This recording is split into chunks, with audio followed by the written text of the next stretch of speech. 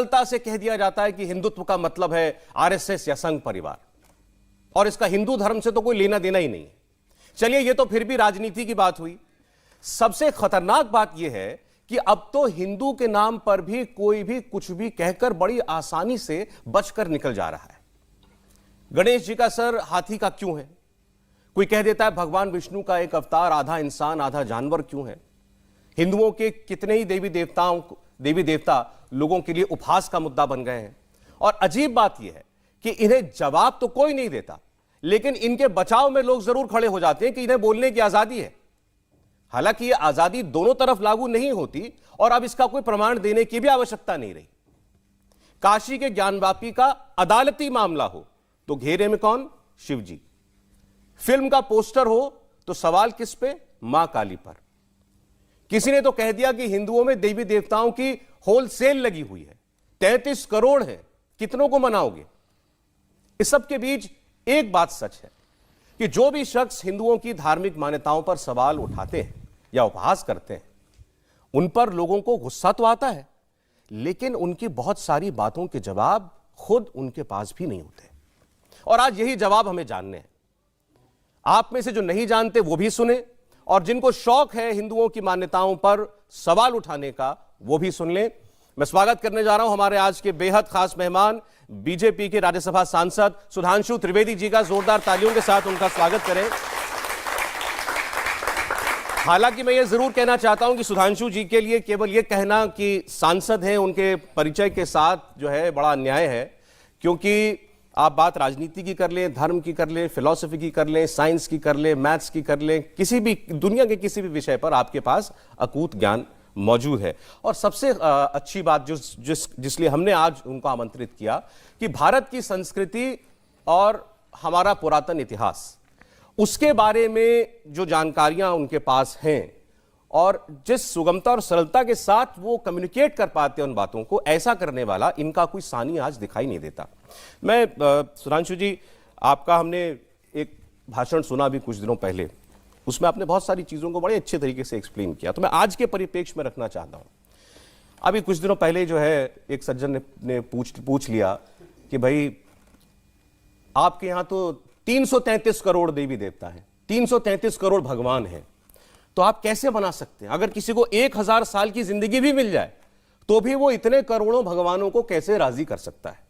तो जरा ये 333 या 33 करोड़ या 33 कोटि, इसका क्या मतलब क्या है?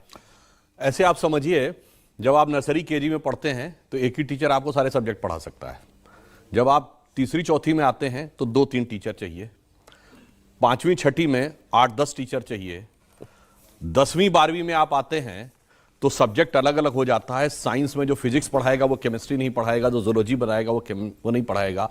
जब आप पोस्ट ग्रेजुएशन में जाते हैं तो स्पेशलाइजेशन अलग अलग हो जाता है, और जब आप पीएचडी में जाते हैं तो टॉपिक एक एक हो जाता है।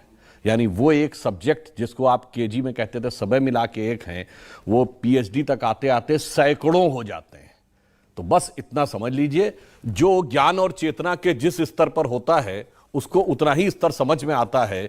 हिंदू और भारतीय संस्कृति चेतना के उस स्तर पे थी जो पीएचडी और पोस्ट डॉक्टरल का लेवल है। इसलिए एक एक सब्जेक्ट के, एक एक टॉपिक के, एक एक चीज के एक्सपर्ट हैं। तो देवता भी, अब आप ये बताइए, भगवान तो अनंत है ना, तो अनंत का स्वरूप एक ही रूप में होगा, अनंत की अभिव्यक्ति भी अनेक प्रकार की होगी। और ये तो वो लोग हैं मान्यवर जो ये कहते हैं कि आइसक्रीम तो 50 प्रकार की होनी चाहिए, ठीक है, ड्रेसेस दर्जनों प्रकार की होनी चाहिए, मॉर्निंग इवनिंग फलाना ढिमाका, और भगवान एक प्रकार के होने चाहिए। क्यों? इसलिए कि भगवान के लेवल पे अभी वो प्रिमिटिव लेवल पे पड़े हैं, जिसे कहते हैं करिया अक्षर भैंस बराबर।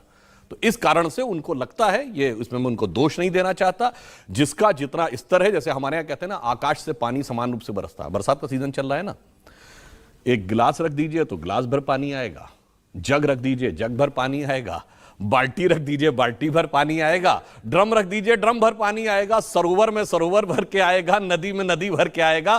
तो जिसकी जैसी पात्रता, विद्या ददाति विनयम, विनयम ददाति पात्रताम। तो पात्रता के अनुसार लोग अपना अपना ज्ञान ग्रहण करते हैं।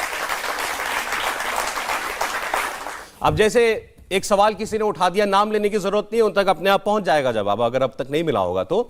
भाई भगवान गणेश जो है, भगवान गणेश का सर जो है वो हाथी का क्यों है? और उन्होंने पूछा कि ये भगवान कैसे हो सकते हैं, इसका कोई लॉजिक है, कोई एक्सप्लेनेशन है? तो क्या हमारे यहां पर हमारे भगवानों के, हमारे देवी देवताओं के पीछे कोई लॉजिक नहीं है, केवल पूरी कल्पनाएं? अगर गणेश जी का उदाहरण पूछूं, देखिए लॉजिक है, परंतु जिन लोगों का लॉजिक वहां से गवर्न होता है, ऐसा था कि आप सबने कार्ल मार्क्स का नाम सुना होगा, जो भारत के वामपंथियों के लिए उनका एक एक वाक्य ब्रह्म वाक्य होता है। भारत को वो उसी चश्मे से देखते हैं जिस कार्ल मार्क्स ने न कभी भारत आया, न संस्कृत पढ़ी, न कोई भारतीय भाषा पढ़ी, न कोई भारतीय ग्रंथ पढ़ा। उसने न्यूयॉर्क हेराल्ड ट्रिब्यून में 1854 में एक आर्टिकल लिखा अमेरिका में, और उसमें उसने ये चीज प्रयोग की, उसने एक शब्द प्रयोग किया कि जो ब्रिटिशर्स भारत के साथ कर रहे हैं वो दुखद है परंतु आनंददायक भी है। ही सेड कि whatever the Britishers are doing to India, the destruction is painful but pleasurable also. क्यों? उसने क्या कहा? हाथी गणेश, बंदर हनुमान और नंदी बैल को पूजने वाले हिंदू चाहे जितने भी डेवलप्ड क्यों ना हो, ये इसी लायक हैं कि इन पर हुकूमत की जाए, और उनके मानस पुत्र आज उसी नजरिए से देखते हैं। अब इसको समझने के लिए क्या दृष्टि सही है? कभी आप लोगों ने सोचा है कि गणेश जी के जो इन्होंने कहा हाथी का सर क्यों है, और हाथी का सर है चूहे की सवारी है, कुछ कनेक्शन, बहुत कॉन्ट्रडिक्शन है ना। अब उसके बाद देखिए, सूंड जब भी आपने गणेश जी की देखी होगी तो वो यूं ही दिखी होगी, यूं नहीं, अपवर्ड्स। और गणेश जी क्या है? एक दंत। हाथी के तो दो दांत होते हैं, तो एक दंत क्यों है? अब एक ही दंत है तो दूसरा दांत, अगर आपने देखा होगा जो हाथ चार भुजाओं वाली गणपति जी की मूर्ति है, तो वो एक दांत तोड़कर हाथ में पकड़े हुए हैं। भाई एक दांत था तो एक ही दांत होता, पर ये दूसरा दांत टूटा हुआ है। ऐसा क्यों है वास्तविकता में? और गणेश जी हैं क्या? अष्ट सिद्धि, रिद्धिपति सिद्धिपति। ठीक, 8 सिद्धियां क्या हैं? अणिमा, गरिमा, महिमा, लघिमा, प्राप्ति, प्रकाम में ईश्वरत्व, वशित्व। तो उनका पूरा स्वरूप जानते क्या है? वह शरीर में जो हमारे यहां चेतना की जागरण की प्रक्रिया होती है, वह उसके प्रतीक है।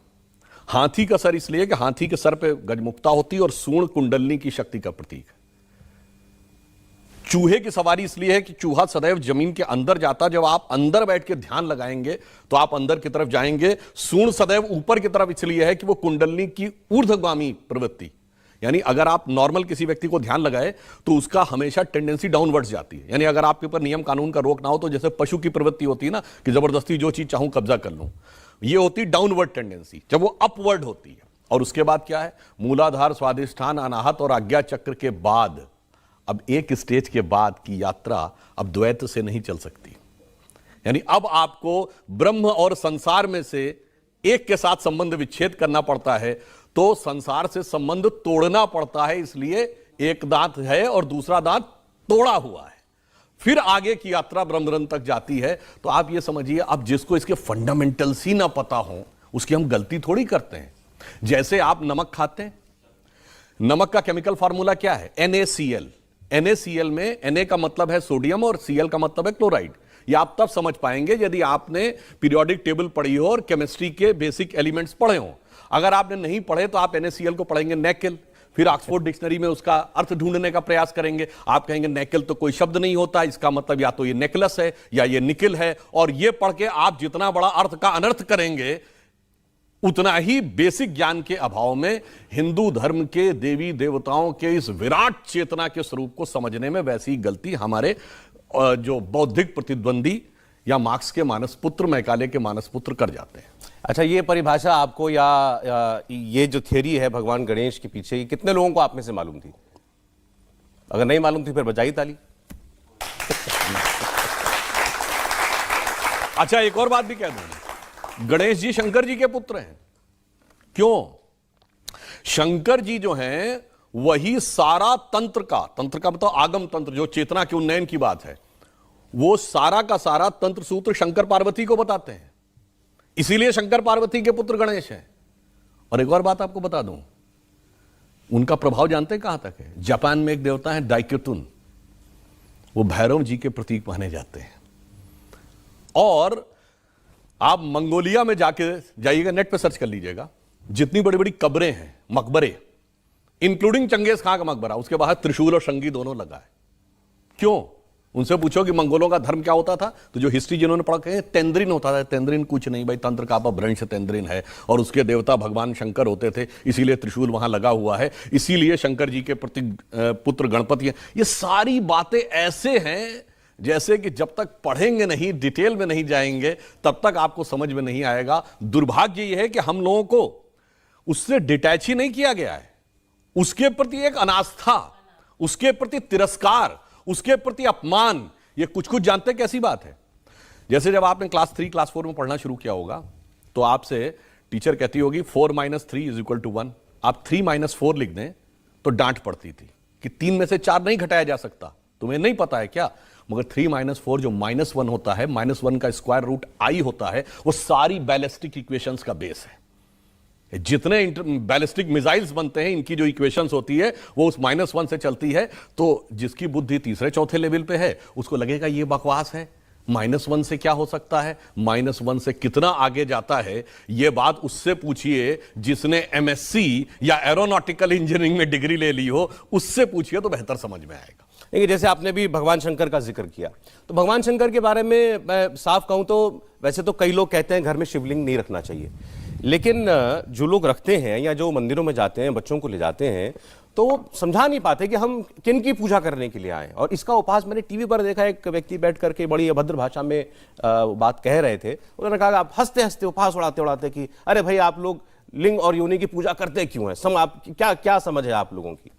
आप देखिए, अब यहां पे एक और बात करता हूं। वैसे तो मैं पहले कहना चाहूंगा, चूंकि मैं धर्म का कोई आधिकारिक ज्ञाता नहीं हूं, भाई मैं कोई महामंडलेश्वर पुजारी या वो नहीं हूं, इसके बावजूद अपने जो भी सूक्ष्म ज्ञान है उससे बताने का प्रयास कर रहा हूं। यह भी हिंदू धर्म में एक बड़ी विचित्रता है। जानते हैं क्या है? आप किसी दूसरे धर्म में पूछिए तो जो एथोराइज व्यक्ति नहीं, उसके अलावा कोई इंटरप्रिटेशन नहीं कर सकता। आप पूछिए, कोई कहेगा मौलवी, मुफ्ती, बारी, मुकर्रम ही बोलेगा, आम आदमी नहीं बोलेगा। आर्क बिशप, कार्डिनल ही बोलेगा, और नहीं बोलेगा हमारे यहां सब बोलेगा, उल्टा सीधा बोलेगा, बगैर पढ़े हुए बोलेगा, बगैर जाने हुए बोलेगा। यह भी एक हमारी बहुत बड़ी समस्या है। अब आपको बताते हैं, देखिए क्या होता है कि जिन लोगों को उस विषय के बारे में जानकारी नहीं, एक छोटी सी बात कहता हूं। एक अब टेक्नोलॉजी ये आ गई है कि यदि कोई व्यक्ति बैठा है तो उसके जो मेंटल वेव्स हैं, उसका ऑरा दिखाई पड़ता है। उसको मैं नाम भूल रहा हूं, एग्जैक्टली वर्ड मेरे दिमाग से निकल रहा है। तो अब यह बात आई कि जब भी कोई व्यक्ति अच्छी मेंटल स्टेट में, आप खुश हैं, तो आपकी तरफ के ऑरा का वाइब्रेशन बड़ा स्मूथ होता है। जब आप दुखी होते हैं तो वो डिस्टर्ब होता है। यहां तक साइंस को दिख गया है। अब इसके आगे यह किया गया कि जब आप ध्यान लगा के बैठते हैं तो ऑरा आपका स्मूथ होने लगता है। स्मूथ होने के साथ पैराबोलिकल होने लगता है। अगर जाकर कहीं चेक करें तो आपको यह दिखेगा कि जब आप कोई व्यक्ति पूर्ण ध्यान की अवस्था में हो, उसका ऑरा लिया जाए तो वो बिल्कुल वैसा ही दिखेगा जैसा कि शिवलिंग के आकार का दिखता है। अब इसीलिए तो मैं कह रहा हूं, और शिव क्या है? ध्यान लगाइए तो वो उसके देवता हैं। इसीलिए शिव जी के पास तीसरा नेत्र है। तीसरा नेत्र किसका है? ज्ञान का प्रतीक है। तीसरा नेत्र खोलते ही क्या भस्म होता है? कामदेव भस्म होते हैं। कामदेव किसके प्रतीक हैं? वासना के प्रतीक हैं। इसीलिए हमारे यहां पुरुषों में तिलक और स्त्रियों में बिंदी लगाने की प्रतीक थी, क्योंकि सारा अनुसंधान तीसरे नेत्र पर है। और तीसरा नेत्र कब खुलता है? जब ये आंख बंद करके आप ध्यान में जाते हैं। इसलिए मैं कह रहा हूं कि उन चीजों के बारे में जिसको नहीं पता, ये जानते कुछ कुछ ऐसी बात है। मैंने बचपन में एक फिल्म देखी थी, शायद लेट 60s की थी, ब्लैक एंड व्हाइट जमाने की, भूल रहा हूं। उसमें जितेंद्र एक अशिक्षित व्यक्ति बने हुए हैं। वो ट्रेन में अंदर आते हैं और वो अपना बहुत बड़ा सा एक जो बोरा लादे होते हैं, वो चेन पुलिंग वाले उस पर टांग देते हैं। ट्रेन रुक जाती है। अब वो आता है, जो टीटी देखता है, वहां तो पता लग जाता है ना किस डिब्बे से ट्रेन खींची गई। आके देखता, कहता ये किसने टांगा? उसने कहा जी मैंने टांगा। कहता इसकी वजह से ट्रेन रुक गई। कहता क्या आप हमको बेवकूफ बना रहे हो क्या? जो अपने पेट में इतने सैकड़ों हजारों लोगों को लेकर चलती है, वो इसे खींचने से रुक जाती है। इतना बेवकूफ हमको मत समझिए। तो ऐसी ही बुद्धि उन लोगों की है। आप किसी से कहिए कि यहां से बटन दबाएंगे, आज से केवल 100 साल पहले, तो आपको न्यूयॉर्क में बात हो जाएगी, तो कहते थे ना इतना बेवकूफ मत समझिए। इसलिए मैं कह रहा हूं ज्ञान का विकास होने दीजिए, तब आपको समझ में आएगा। अब एक उदाहरण दे देता हूं। आज से केवल 60-70 साल पहले आप किसी से कहते दिल्ली में फैक्ट्री चल रही है, तो कनाडा में बर्फ पिघल रही, तो कहा जाता है इतने अनसाइंटिफिक हो, इतने बेवकूफ हो, अरे हीट इतने मीटर से आगे नहीं जा सकती और तुम कह रहे हो हजारों किलोमीटर चली गई। आज ग्रीन हाउस इफेक्ट ने यह प्रूव किया है कि हमारे कमरे का आपका एसी भी नॉर्थ और साउथ पोल की बर्फ को पिघला रहा। क्यों? Entire earth is a cosmic unit. अरे उस स्तर तक पहुंचो तो तब तो समझ में आएगा कि यथार्थ क्या है। एक और उदाहरण देता हूं, ये जमीन के ऊपर लाइन है, ये क्या है? स्ट्रेट लाइन है ना? क्या ये स्ट्रेट लाइन है? बताइए। नहीं, ये स्ट्रेट लाइन है नहीं, ये अर्थ के रेडियस के सर्किल का आर्क है। यानी पृथ्वी की जितनी त्रिज्या है उस वृत्त का ये एक आर्क है। बड़े आपको कब समझ में आएगा? जब कई हजार किलोमीटर ऊपर आप जाएंगे तो आपको दिखेगा धरती गोल है और ये स्ट्रेट लाइन उस गोल आर्क का हिस्सा है। यहां बैठ के आप कहेंगे कितने बेवकूफ हो, तुम्हें दिख रहा है कि लाइन है, इसके बावजूद तुम्हें समझ में नहीं आ रहा है। जैसे दिखता है कि सूरज पृथ्वी के चारों ओर घूमता है, घूमता है क्या? मगर कुछ लोगों को लगता था कि घूमता है और उन्होंने हमें समझा दिया कि वो वैज्ञानिक थे और हम अवैज्ञानिक।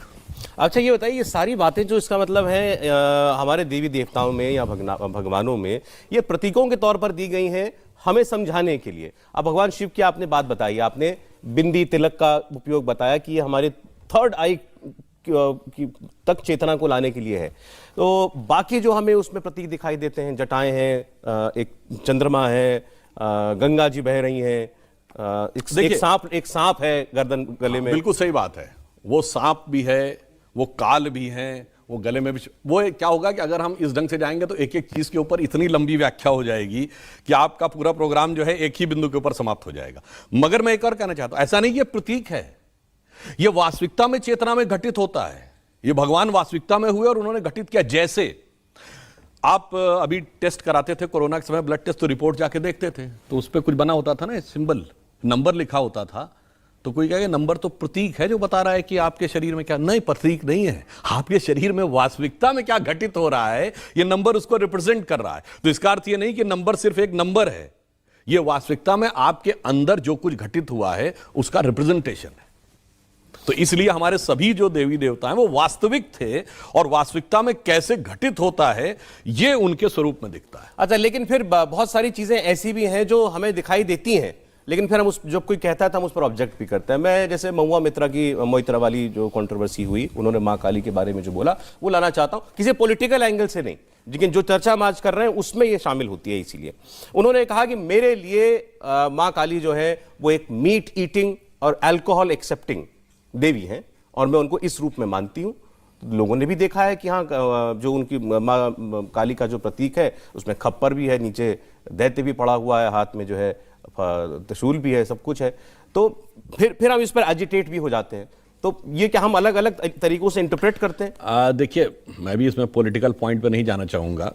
मतलब वैसे तो दिख गया कि काली माँ की स्तुति चुनावी मंच से, और जब चुनाव गुजर गए तो वो मीट ईटिंग गॉडेस हो गई। खैर, वो विषय पे नहीं जाना चाहेंगे। मैं सिर्फ ये कहना चाहूंगा, यही तो मैंने बात कही थी कि जिसने उस विषय के बारे में कितनी जानकारी ली है, जिसको जानकारी यदि नहीं है उसके बावजूद आदमी अपना इंटरप्रिटेशन दे तो वह अपने आप में बहुत हास्यास्पद नजर आ जाता है। जैसे मैंने अभी बताया ना कि 3 - 4 इज इक्वल टू, बिल्कुल गलत है साहब, मगर इसके बावजूद तो कलाम साहब से पूछिए गलत है कि नहीं। अब ये बताइए, आसमान आप देखते हैं तो नीला है, नीला है क्या? ये दिखता है नीला। उसी प्रकार से इस ढंग के अपशब्दों का प्रयोग करना बहुत गलत है कि आपको उसको शराब, मीट और इस प्रकार की चीजों से कनेक्ट करें। मैं कहना चाहता हूं फंडामेंटल्स में जाएं और बगैर ज्ञान के मत बोलें। जैसे अगर वो खुद मेंबर ऑफ पार्लियामेंट है तो पार्लियामेंट की स्टैंडिंग कमेटी में है, पार्लियामेंट का एक एक्ट है, कोई कहे जी एक्ट है, ये तो वही एक्ट है, ये कागज में लिखा हुआ है, पहली क्लास की किताब में जो काका काका लिखा वही काका काका में लिखा है, या वही एबीसीडी इसमें लिखी। सही बात है, एबीसीडी इसी में लिखी है वही, बट इस एबीसीडी के कॉम्बिनेशन का कितना गहरा प्रभाव देश के भविष्य में पड़ने जा रहा है यह समझिए। इसलिए बगैर उस चीज को समझे हुए टिप्पणी करने का, दुर्भाग्य से जो मैंने कहा, हर व्यक्ति बोलता है, उल्टा सीधा बोलता है, जो मन में आए वो बोलता है, अभिव्यक्ति की स्वतंत्रता के नाम पे बोलता है और एक तरफा बोलता है। यह समस्या है। अच्छा, कुछ सवाल जो है हम लोग, हमारे दिमाग में तो आते ही नहीं कभी भी। मैंने सुना इनको तो मुझे लगा कि बात मतलब इन्हीं जैसे शख्स के दिमाग में आ सकती थी। अब वो हैदराबाद से एक व्यक्ति हुए, उन्होंने भगवान राम के बारे में बहुत कुछ कहा था कई साल पहले, अदालती मामला चला, चलिए छोड़िए उस बात को, व्यक्ति का नाम भी नहीं लेते हम। तो भगवान राम के बारे में आपने एक जगह व्याख्यान में ये कहा कि कोई ये सोचे कि भगवान राम 4 ही भाई क्यों थे, लक्ष्मण ही उनके साथ वन में क्यों गए थे, भरत ही जो है वो राज क्यों संभाल रहे थे, और भगवान राम के लिए हनुमान जी भरत के जैसे ही प्रिय क्यों थे? देखिए, ये वास्तविकता में सही है। आप में से बहुतों ने हम सबने रामायण पढ़ी है, परंतु अब आजकल के बच्चे भी इस ढंग से तर्क वितर्क करते हैं ना, तो उनसे कहना चाहिए बेटा हम तुमको और बेहतर तर्क बताने के प्रयास करते हैं। कभी आपने सोचा कि हम भगवान राम 4 ही भाई क्यों हैं, 3 या 5 क्यों नहीं? रावण के 10 ही सिर क्यों हैं, 15 या 20 क्यों नहीं? दशरथ की 3 ही रानियां क्यों हैं, 2 या 4 क्यों नहीं, और 1 क्यों नहीं? देखिए, इन सब चीजों का एक गहरा अर्थ है। भगवान राम 4 भाई जानते हैं क्यों हैं? 4 भाई 4 पुरुषार्थ के प्रतीक है। ये मैंने बचपन में बहुत बड़े कथावाचक थे, बहुत विद्वान, उनकी कथा में सुना था। मैं बहुत बच्चा था उस समय। I am talking about late 80s, early 90s। देखिए, 4 भाई हैं, धर्म, अर्थ, काम, मोक्ष, 4 पुरुषार्थ के प्रतीक हैं।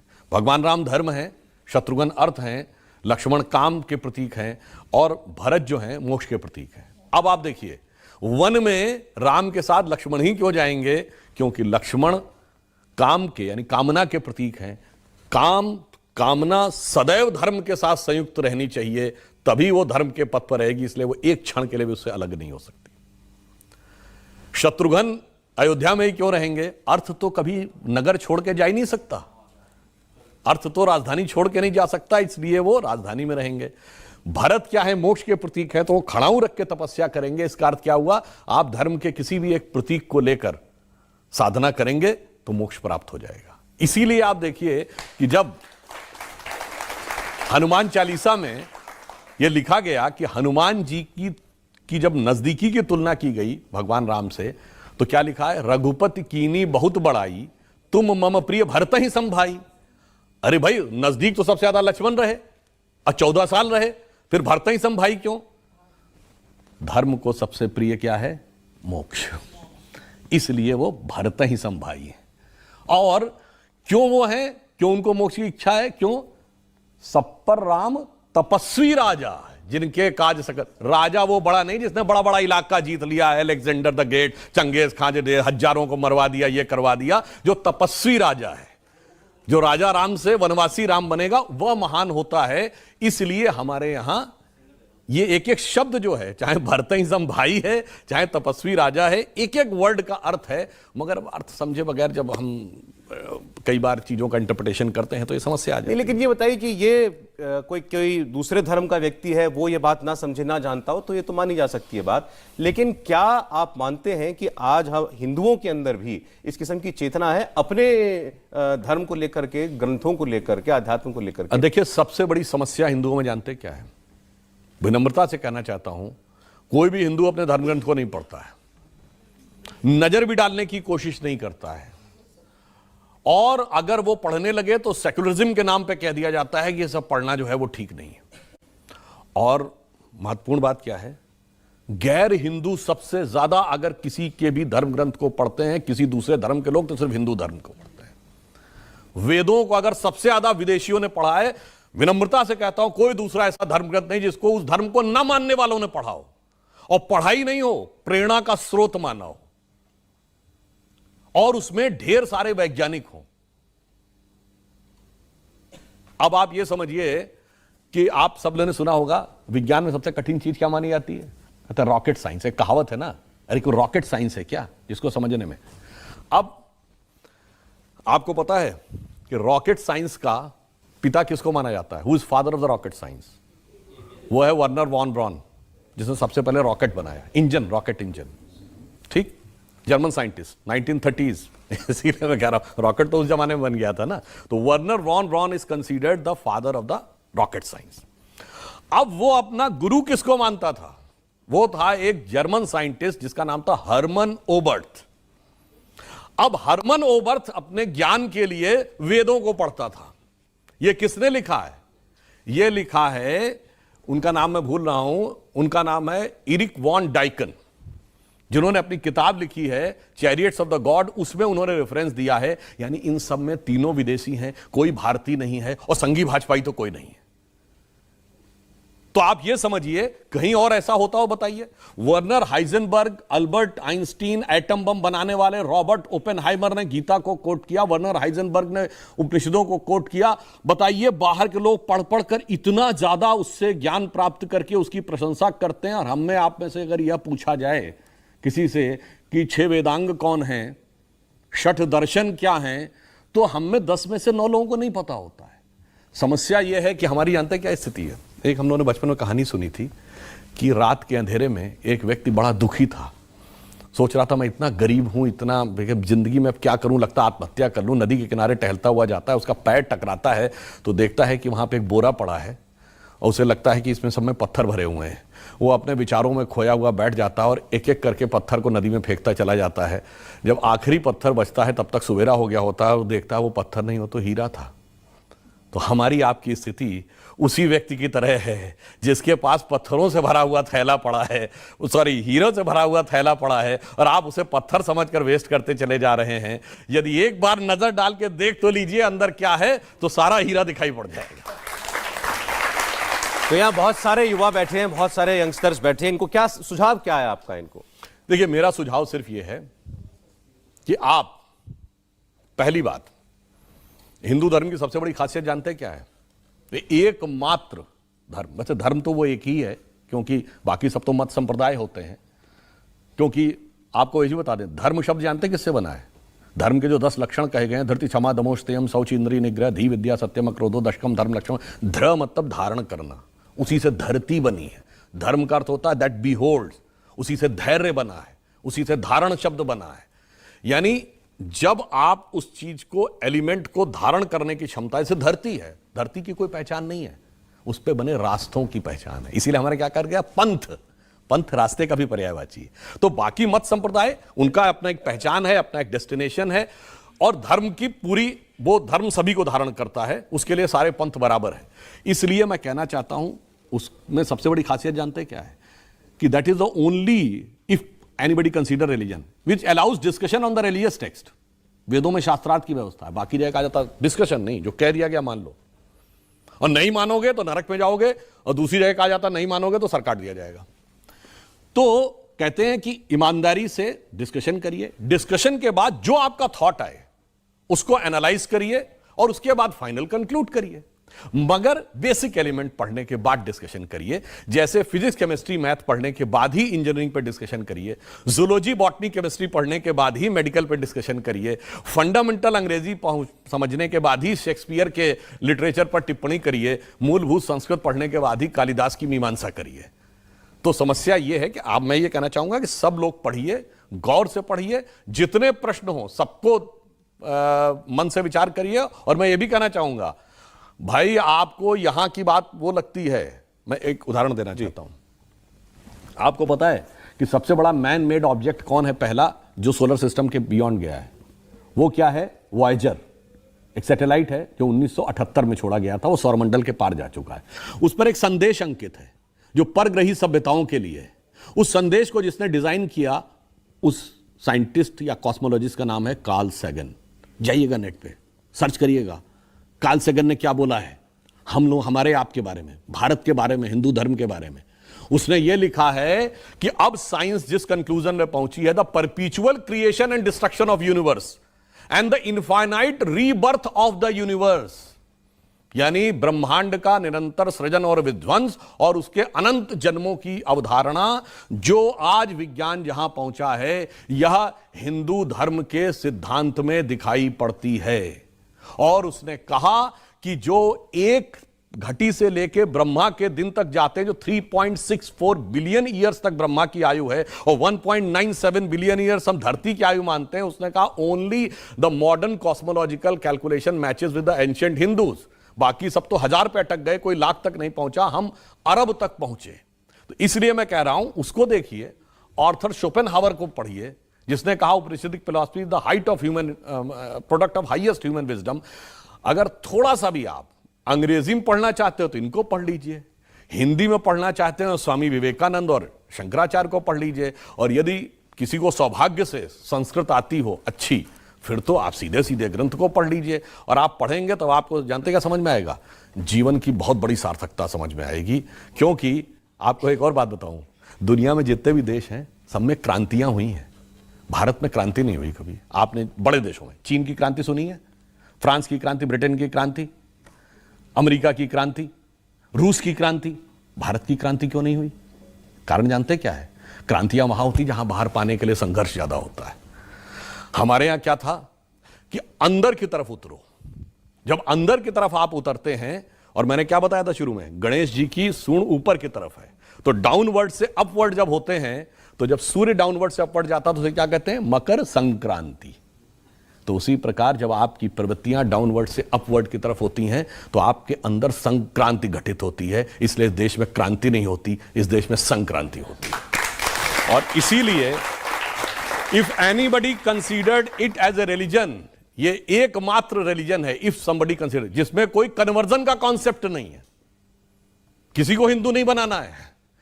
इसीलिए गैर हिंदू खूब तारीफ करते, फिर भी हम नहीं कहते तुम हिंदू बन जाओ। दूसरा, इसीलिए इंडिया एकमात्र कंट्री है जिसने नेवर वेंट फॉर इन्वेजन, जिसने कभी दुनिया पर कब्जा करने की कोशिश नहीं की कि मैं कब्जा कर लूंगा, क्योंकि हमने तो कहा कि भाई अपने को जीतो। भगवान बुद्ध, भगवान महावीर से लेके, मैंने शंकर जी का जो उदाहरण था, सब कहते हैं अपने पे विजय प्राप्त करो। इसलिए मैं अटल जी की कविता की जो बड़ी फेमस पंक्ति है, हिंदू तन मन हिंदू जीवन, रग रग हिंदू मेरा परिचय, उसके अंतिम छंद में पूरी तरह समराइज होता है। उन्होंने लिखा है, होकर स्वतंत्र मैंने कब चाहा मैं कर लूं जग को गुलाम, मैंने तो सदा सिखाया है करना अपने मन को गुलाम। गोपाल राम के नामों पर कब मैंने अत्याचार किया, कब दुनिया को हिंदू करने घर घर में नरसंहार किया। कोई बतलाए काबुल में जाकर कितनी मस्जिद तोड़ी। भूभाग नहीं शत शत मानव के हृदय जीतने का निश्चय, हिंदू तन मन हिंदू जीवन, रग रग हिंदू मेरा परिचय।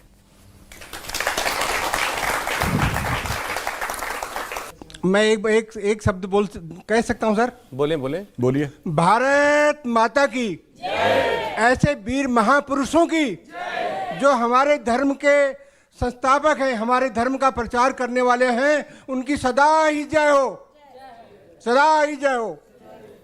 आप में से कोई और कुछ कहना या पूछना चाहते हो तो? नमस्कार सर, मेरा नाम चिराग जैन है, मैं दिल्ली विश्वविद्यालय में पढ़ता हूँ। और जैसा कि आपने बोला कि हमारा सनातनी, हमारा हिंदुत्व ये सिखाता है कि सर्वे सुखम भवन्तु, लेकिन सर हमने अभी कुछ दिन पहले देखा, बिहार से एक बहुत चौंकाने वाली खबर आई कि 2047 तक एक बहुत बड़ा उद्देश्य देश में लाया जा रहा है, और ये कहा जा रहा है कि हिंदुस्तान को इस्लामिक देश बना दिया जाएगा। सर जब ये खबर आई तो हम सब बहुत हैरान हुए, क्योंकि हमारा हिंदुत्व या हमारा धर्म हमेशा ये सिखाता है कि अपने धर्म का तो पालन करो, लेकिन दूसरे धर्म का भी आदर करो। ऐसे में अगर कट्टरपंथी हमारे देश को लेकर ऐसी विचारधाराएं बनाएंगे तो हमारा देश कैसे आगे बढ़ेगा? और वैसे इसमें जो आपने बात बोली, मैं पहले एक उदाहरण दे देता हूं और फिर मैं जवाब देता हूं। बहुत बड़े बीबीसी के पत्रकार हुए मार्क टेली, पुराने लोगों को याद होगा, बीबीसी लंदन से खबर आती थी तब मार्क टेली उसको बोलते थे। उन्होंने अभी 2019 में, पुरानी बात नहीं है, द इक्वेटर मैगजीन में एक आर्टिकल लिखा जिसमें उन्होंने ये लिखा है, the Muslims in India are the luckiest, Bharat के मुस्लिम सर्वाधिक भाग्यशाली हैं। और उन्होंने कारण क्या लिखा कि मैं दिल्ली के निजामुद्दीन इलाके में 26 साल रहा, और निजामुद्दीन में एक तरफ हजरत निजामुद्दीन औलिया की दरगाह थी और ठीक उसके सामने तबलीगी जमात का ऑफिस था। उन्होंने कहा दुनिया में कोई भी दूसरा देश होता तो दोनों एक साथ नहीं रह सकते थे। 26 साल में एक ने किसी दूसरे को नष्ट जरूर कर दिया होता, परंतु भारत में दोनों एक साथ रह रहे हैं। तो इसलिए मुस्लिम भाग्यशाली हैं कि वो अपने मजहब में जैसे चाहे वैसे इबादत करने की जो स्वतंत्रता उन्हें भारत में है, ये दुनिया में कहीं नहीं। इसीलिए हम एकमात्र देश हैं जहां इस्लाम के सारे फिरके पाए जाते हैं, इकलौते देश, किसी मुस्लिम देश में नहीं पाए जाते। परंतु इस संस्कृति को नष्ट करने का जो प्रयास है, दुर्भाग्य की बात यह है कि उस कट्टरपंथी विचार पर कंट्रोल लगाने और नियंत्रण लगाने की बजाय, उसे डिस्करेज करने की बजाय उसे इनकरेज करने का प्रयास किया जाता है।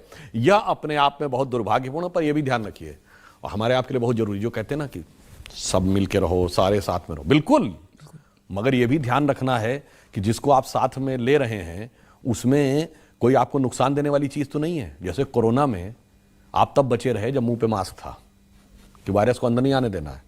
और अगर गलती से मास्क अंदर आ गया वायरस, तो शरीर की इम्यूनिटी स्ट्रांग इतनी रखनी है कि वायरस को किल कर दे। अगर आप न इम्यूनिटी स्ट्रांग रखेंगे, न मास्क रखेंगे, उसके क्या कर देंगे, आ जाओ भाई सब आ जाओ, तो आपका तब तक जो है राम नाम सत्य हो जाएगा। इसलिए जो सिद्धांत कोरोना ने दिखाया कि व्यक्ति पे लागू होता है, वही समाज और राष्ट्र पर भी है। तो जितना अब आपसे कहते हैं ना, पढ़ाई लिखाई पे ध्यान करो, डेवलपमेंट पे ध्यान करो। बिल्कुल साहब, जितना पढ़ाई जरूरी है, जितना लिखाई जरूरी है, जितना कमाई जरूरी है, उतना ही खतरनाक वायरस की धुलाई भी जरूरी है। Thank you sir. आपने कभी ये वर्ड सुना कि गजवाए हिंद शब्द ही क्यों है? कि जिस दिन हिंद कब्जा हो जाएगा उस दिन पूरी दुनिया पे हो जाएगा। व्हाई नॉट गजवाए China which is bigger country than us? Why not गजवाए रशिया? कारण जानते क्या है? ये भारत दुनिया की एक अद्भुत भूमि है। हम दुनिया की एकमात्र सभ्यता हैं जो हजारों साल से आज तक कभी नष्ट नहीं हुए। हम दुनिया की कॉन्शियस एनर्जी के वाइब्रेशन के सेंटर हैं। इसलिए कहते हैं ना, दिल्ली पे कब्जा कर लो तो हिंदुस्तान पे कब्जा हो जाएगा। अब जैसे इनका चैनल है, अब कोई कह दे कि साहब हेड ऑफिस पे हमारा कब्जा हो जाए तो फिर सारे ट्रांसमिशन पे हमारा कब्जा है। तो सुनिए, दुनिया की वाइब्रेंट एनर्जी का जो हेड ऑफिस है वो भारत है। इसलिए यहां हवा में सिद्धांत नहीं दिया गया कि गजवाए हिंद करना है। तो भारत के अंदर एक अद्भुत शक्ति है, बट अफसोस जानते क्या है, हम ही नहीं समझते अपनी शक्ति को। जैसे मैंने एक बार और भी बोला था, हनुमान जी थे, वो अपनी शक्ति भूले हुए थे, और हम जब उन्हें अपनी शक्ति याद आई तब पता चला कि कितना अपरिमित बल है, भगवान का कार्य करने की कितनी सामर्थ्य है। अब समस्या क्या है कि जैसे थोड़ी थोड़ी शक्ति याद आ रही है तो बहुत सारे काल नेमी लगे हुए हैं कि नहीं सोते रहो, शक्ति याद नहीं आनी चाहिए। इसलिए मगर याद रखिए, आपके अंदर इतनी शक्ति है, इतनी अपरिमित शक्ति है कि उसको अगर आप देखेंगे तो आप, जैसे मैंने एक फॉरेन में एक स्पीच जी जगाना पड़ता है, और जब जागृत हो रही है तो एक और बात समझिए, मैं लास्ट में कहता हूं, इंडिया क्या है। मैंने एक फॉरेन में सुना था, अंग्रेजी में बता रहा हूं। उसने कहा व्हाट इंडिया इज। आप कहेंगे India is a geographical entity, जमीन का टुकड़ा। उसने कहा no, it's more finer and subtle than that, यानी इससे ज्यादा सूक्ष्म है। आप कहेंगे चलो, अगर इतिहास से ज्यादा भूगोल से ज्यादा सूक्ष्म है तो इतिहास नहीं है, उससे ज्यादा सूक्ष्म है। तो आप कहेंगे उससे ज्यादा सूक्ष्म क्या है? संस्कृति। कहते नहीं उससे ज्यादा सूक्ष्म है, उससे ज्यादा सूक्ष्म है धर्म। कहते नहीं उससे ज्यादा सूक्ष्म है, तो उससे ज्यादा सूक्ष्म है आध्यात्म। कहता नहीं उससे ज्यादा सूक्ष्म है, तो कहता उससे ज्यादा सूक्ष्म क्या है भारत में? तो जानते क्या बोला उसने? कहा भारत वो धरती है, जैसे सूर्य में प्रकाश कैसे आता है, न्यूक्लियर फ्यूजन होता है ना, दो हाइड्रोजन के न्यूक्लियस मिलकर हीलियम बनाते हैं, और हाइड्रोजन बम भी ऐसे ही बनता है। और जब बम का विस्फोट होता है तो वहां पे बहुत सारे रेडिएशंस फैल जाते हैं ना। तो उन्होंने कहा भारत वो धरती है जहां हजारों सालों में हजारों लोग ऐसे हुए जिन्होंने अपनी चेतना का फ्यूजन परमात्मा की चेतना के साथ करने में सफलता हासिल की, और उस फ्यूजन के साथ एक चेतना का विस्फोट होता है जिसकी तरंगे उस क्षेत्र में विद्यमान रहती हैं। जिसको उस तरंगों को समझने की क्षमता आएगी वह भारत का अनुभव करके आएगा, अन्यथा वो बिल्डिंगें और इमारतें देख के चला आएगा, कभी भारत को नहीं समझ पाएगा। बस ये समझिए कि वो वाइब्रेशन के कारण ही दुनिया में सबका टारगेट भारत है। आज से नहीं, हजारों साल से समृद्धि हो या शक्ति हो, अलेक्जेंडर भारत के लिए आ रहा था, ग्रीक, हून, शक, पार्थियन वहां से लेके वो भारत के लिए थे, कोलंबस भारत के लिए चल रहा था, मैगलिन भारत के लिए चल रहा था, वास्को डिगामा भारत के लिए चल रहे थे, सब भारत के अनुसंधान के लिए चल रहे थे। बस भारतीय अपना अनुसंधान नहीं कर रहे हैं। एक बार अंदर झांकिए और सारा का सारा आपके सामने शक्ति सामने आ जाएगी। सर एक दो बातें और, क्योंकि इस पर क्रिटिसिज्म बहुत होता है। हमारे यहां पर कहा जाता है कि भाई आपके यहाँ पर इतने सारे गुरु क्यों हैं? एक तो भगवान इतने सारे, चले उसके आपने, फिर हमारे पास गुरु बहुत सारे हैं हमें बताने के लिए, और हम उन गुरुओं को कई बार जो है भगवान का दर्जा भी देते हैं। देखिए, गुरु इसलिए ज़्यादा है, जैसा मैंने पहले बताया, जब आप पोस्ट ग्रेजुएट में जाते हैं डिपार्टमेंट में बहुत सारे टीचर होते हैं। जब आप बेसिक में रहते हैं तो एक ही टीचर काफ़ी रहता है। तो जब आप ज्ञान के उच्चतर स्तर पे होंगे तो बहुत सारे गुरु। अब जहाँ तक भगवान की बात है, देखिए भगवान तो भगवान है, परंतु किसी की आस्था है तो वो किसी भी चीज़ में भगवान मानेगा तो उसके अंदर चेतना का उदय हो सकता है। आप माता पिता को ईश्वर के समक्ष मानिए, अगर आप सारा अपनी समर्पण कर दीजिए आपके अंदर नई चेतना का उदय होगा। अपने गुरु को मान लीजिए, नई चेतना का उदय होगा। नहीं तो अगर एक पत्थर की मूर्ति में भी आप पूरी आस्था से अपने मन की भावना केंद्रित कर देंगे तो भी आपके अंदर एक नई चेतना का उदय हो सकता है। तो भगवान एक शक्ति है जो हमारे ही अंदर है। हमारे यहां कहा गया अहम ब्रह्मास्मि। देखिए दुनिया में बाकी मत संप्रदायों में क्या कहा गया, सब ईश्वर की खोज में लगे, पर ईश्वर की खोज एक डिस्टेंस पे जाकर रुक गई, किसी पूजा स्थल पे रुक गई, किसी पुस्तक पे रुक गई, किसी मैसेंजर पे रुक गई। हमारे यहां जब ईश्वर की खोज हुई तो वो कहीं रुकी नहीं, वो अंदर तक आई। कितने अंदर तक? हमारे अंदर तक। और हमारे अंदर नहीं, मैं ही ब्रह्म हूं, अहम ब्रह्मास्मि। तो हमारे यहां इसीलिए गुरु और शिष्य में जानते क्या रहता है, गुरु का काम नॉलेज इंपार्ट करना नहीं है जो वैसे समझता है। हमारे यहां गुरु का काम है उसके ऊपर से जो माया का आवरण है वो हटा देना। इसीलिए शिष्य शब्द जो है वो हिंदी या संस्कृत के शेष शब्द का एडजेक्टिव है, रिजिडुअल। जब आप हटाते हैं ना कोई चीज तो बचा हुआ शेष होता है। तो कहता और कुछ नहीं करना है, शिष्य तो अंदर तो ब्रह्म स्वरूप है ही है, वो तो भगवान का ही स्वरूप है, बस केवल उसके ऊपर जो डार्कनेस आ गई है उसको हटा देना है। वो जो शेष बचेगा वही क्या होगा, वह पूर्ण होगा। इसीलिए एक संस्कृत का श्लोक हम लोग खूब सुनते हैं गुरु और शिष्य के बारे में, उसका अर्थ नहीं जानते। ओम पूर्णमिदं पूर्णमदः पूर्णात् पूर्णमुदच्यते पूर्णस्य पूर्णमेवाय पूर्णमेवावशिष्यते। यानी मैं पूर्ण हूं, पूर्णमिदं, यह पूर्ण है, पूर्णमदः, पूर्ण में से पूर्ण निकालना है। और जब मैं पूर्ण में से पूर्ण निकालूंगा तो शेष भी पूर्ण ही बचेगा। When I will take infinity out of the infinity, the residual will always be infinity. अंत में आपने बहुत सारे प्रश्नों के उत्तर दिए, लोगों के मन में जो बातें थी उनको भी आपने सुना और जवाब दिया। आप एक कविता मैंने आपको सुना था कहते हुए, इतना सब कुछ हो गया, आज आपने बहुत चेतना जागृत करने के भी प्रयास किए हैं, आह्वान भी किया है। हो गए हैं स्वप्न सब साकार कैसे मान ले हम, तो अभी कुछ बचे हैं स्वप्न? हाँ भाई, ये है आज़ादी की, स्वतंत्रता का अमृत महोत्सव है। हम बड़े खुश हैं कि हम स्वतंत्र हो गए, पर हमारे तंत्र में स्व कितना है? ये वही स्वराज्य है जिसके लिए लोकमान्य तिलक ने कहा था, ये वही स्वराज है जिसको महात्मा गांधी ने हिंद स्वराज कहा था। डॉक्टर हेडगेवार ने 1920 में पूर्ण स्वराज्य का प्रस्ताव लाने का प्रयास किया था नागपुर कांग्रेस अधिवेशन में, परंतु जब वो नहीं स्वीकार हुआ तो वो बात अलग हुई।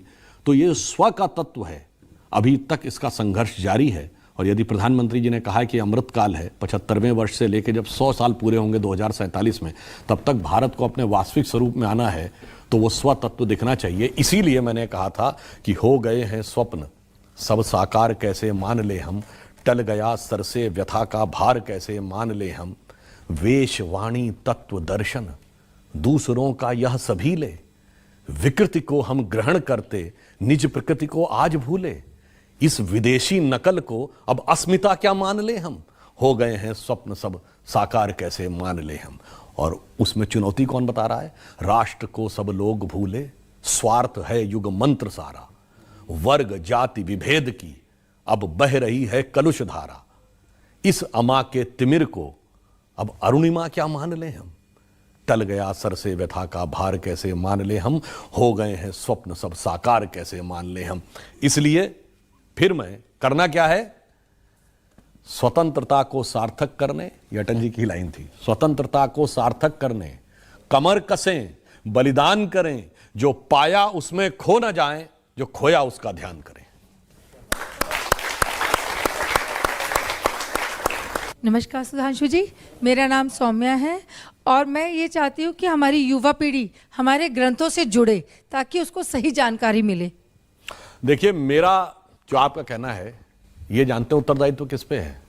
ये सबसे पहला उत्तरदायित्व माता पिता पे है, और उसमें भी सबसे ज़्यादा माता पे है, क्योंकि माता प्रथम गुरु है। कारण क्या है कि हम सब में कहीं ना कहीं, हम सबके मन में जानते हैं क्या मनोभाव हो गया है कि हमारे बच्चे पढ़ लिख कर बड़े आदमी बन जाएं, और चाहे जो करें। फिर जब हम एडवांस एज में जाते हैं तब हमें समझ में आता है वो और चाहे जो भी बड़ा इंपॉर्टेंट था। तो बच्चे पढ़ के बड़े तो बन जाते हैं, पर यदि उनके अंदर सिर्फ ज्ञान रहेगा, सिर्फ इंटेलिजेंस रहेगी और संस्कार नहीं होगा, तो फिर जानते हैं क्या हो सकता है?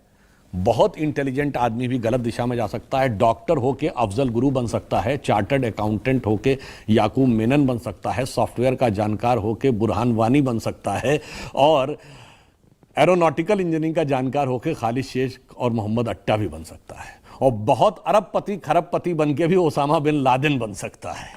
इसलिए संस्कार पे ध्यान दीजिए, मन क्या बन रहा उसका इस पे ध्यान दीजिए, बुद्धि क्या बन रही केवल इस पे ध्यान मत दीजिए। तो बहुत शुक्रिया करते हैं आज सुधांशु त्रिवेदी जी का। जोरदार तालियों के साथ आज राजनीति की बातें नहीं हुई, एक नए अवतार में हमने आपको देखा और बहुत ही प्रेरणादायक आपकी आज बातें रही। बहुत बहुत धन्यवाद सुधांशु जी।